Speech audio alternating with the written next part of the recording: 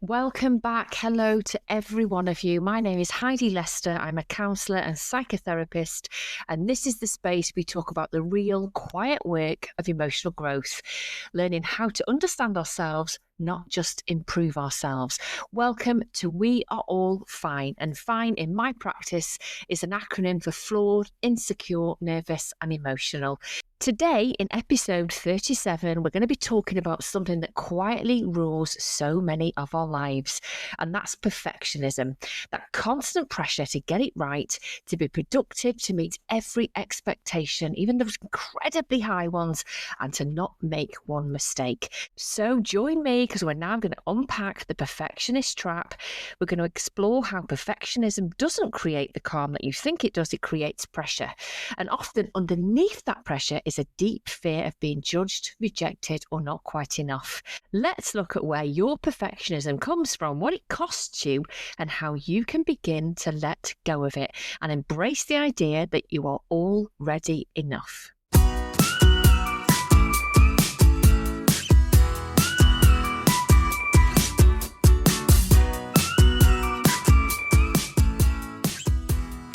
I'm going to begin by looking at what perfectionism really does look like.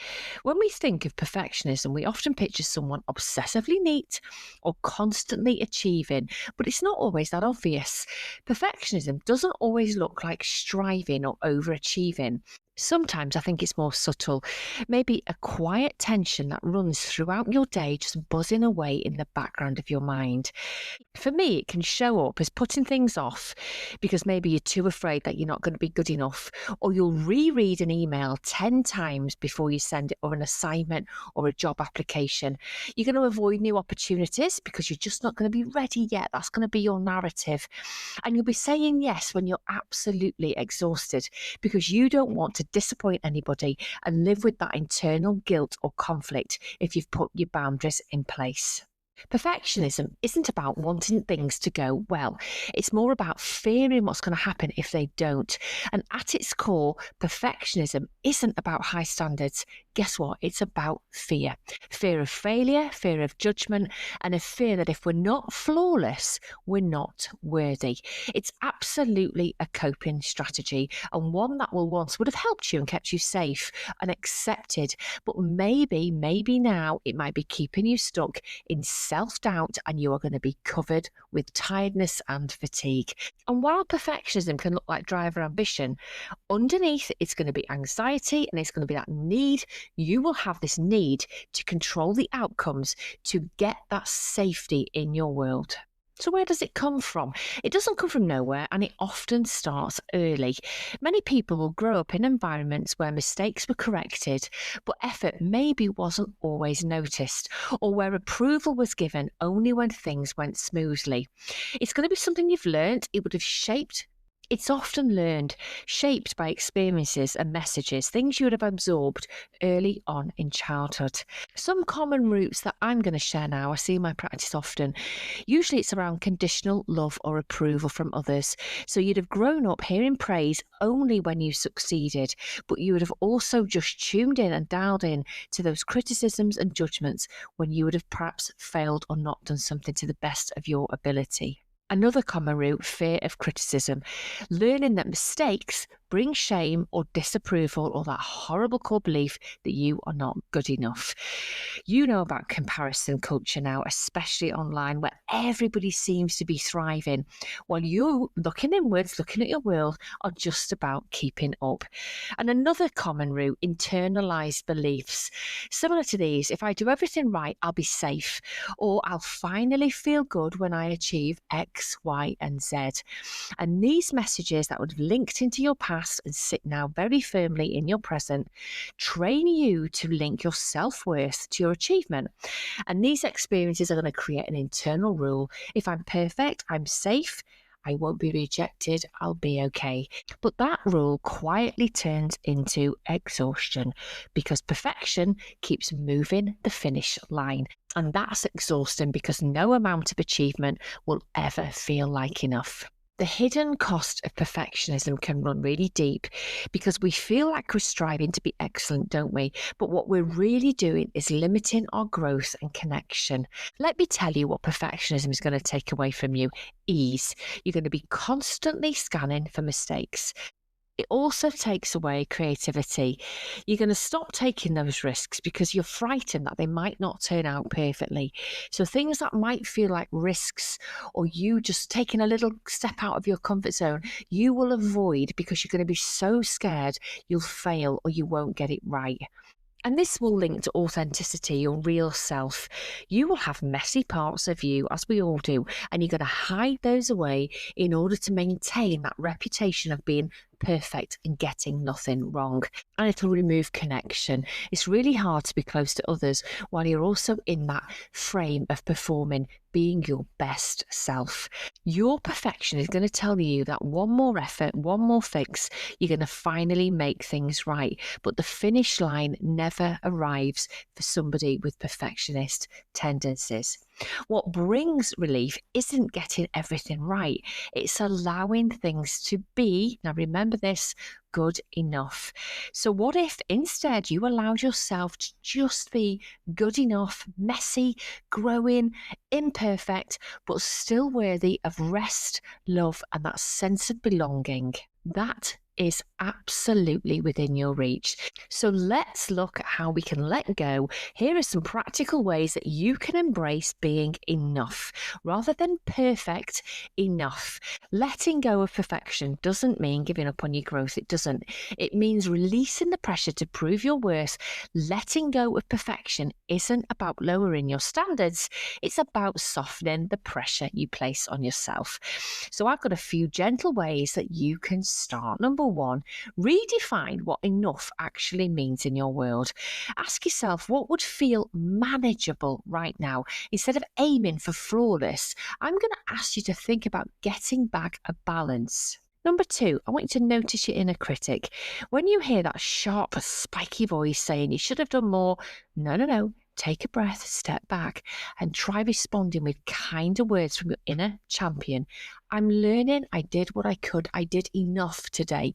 Good enough, enough. These are the words I'm asking you to take on board because they are absolutely going to help with your mental health and ease all of this anxiety you have got driving through your nervous system about being perfect. Number three, practice some self-kindness. Speak to yourself the way you would speak to somebody else that you care about, with understanding, not with judgment. And number four, look at your progress, not perfection. Keep a track of what you're actually doing, the effort, all that effort you would have put into something to get a job, to get a qualification, to get a relationship, maybe change the way you look, change the way you feel. Look at that, not just the outcome. A few lines in a journal, those things are going to really remind you of how far you've come. A really important tip, you have to allow and factor in and protect times of rest. Now, because you're resting, rest is so super important for your brain and nervous system. Don't see it as being lazy or the absence of productivity. It's part of your restoration. This is what you need to feel good enough. You need to restore yourself. So take a break, do anything you can just to have a few moments rest when you need it, when your body is telling you that. It's not you undoing your progress, it's you supporting it. And lastly, my last tip, number 6, be seen as you are. Sharing honestly, letting people know that maybe you don't have it all together today, or maybe you've struggled a little bit, or things just haven't gone your way. This creates genuine connection. Think about it. You don't want to be sat with people who you think have got it all together and perfect. It's intimidating. It makes you feel less than. So if you can show up as your glorious, maybe not altogether self, you're gonna find others will feel relief around you. And you know what? You model that, others will do so too. 6 gentle ways that you can start to feel enough. I really want you to take a moment here. Look at what you're doing to strive for perfectionism, appreciate why, and just take a step back and observe. Whatever perfect means for you, let it mean good enough. Now, I'm going to ask you to just take a quick moment to pause. Notice how it might feel to imagine being enough, just as you are in this moment now, not after you've achieved something, not when things look perfect, but just now. I'm going to ask you this week to try one small little experiment. Let something go unfinished. Rest before you've even earned it, or allow someone to see you without those polished edges. Then notice how your body actually responds back. You might feel a tiny little bit of discomfort at first because it's not your normal, and that's okay. That's okay to be that. But growth often begins with allowing what feels unfamiliar. You really don't have to prove your worth by doing everything right. You're allowed to show up as you are because I know you're capable, I know you're growing, and I know you are worthy of care. Thank you for spending these few minutes with me this week. If this episode resonated, you can follow the show, rate it, or share it with somebody who you feel might need a little reminder today that they are good enough. Please connect with me on all the normal social media channels, TikTok, Instagram, YouTube, Facebook, or reach me by email. Heidi, we are all fine at gmail.com. I'd love to hear from you. And thank you for everybody who emailed me last week after the show. I appreciated the feedback. And if you're thinking of starting counselling yourself, please join me next week, episode 38, where I will be sharing what you can expect. And I'm going to give you 5 things you need to know first before you start that first therapy session. So remember, we are all flawed, insecure, nervous, and emotional. But always remember, be yourself. You are no one else. Until next time, take great care. Have a good enough week.